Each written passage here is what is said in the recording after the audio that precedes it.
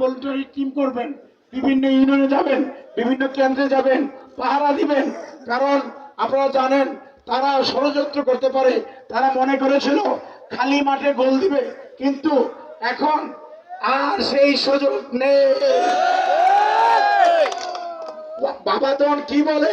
বাবাদন বলে যে এখন নাকি চাঁদাবাজ দুর্নীতিবাজদেরকে নিয়ে ট্রাক মার্কায় ক্যাম্পিং করে।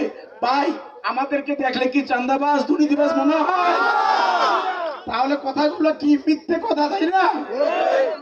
আমরা কি জানি না এই যে ছোট ভাই, মানে তার জন্ম হইল 2 বছরও হয় নাই, আর আমরা রাজনীতি করি আজকে 50 বছর হয়ে গেছে ভাই। তাহলে এই একটা কথা খেয়াল রাখবেন, আমাদের ইঞ্জিনিয়ার মঞ্জুর হাসান মুন্সি হয়তোবা অনেক সময় প্রয়োজনে চর মেরেছে, কারণ উনি আমাদের মুরব্বী ছিলেন, আমরা সেটাকে সহ্য করেছি।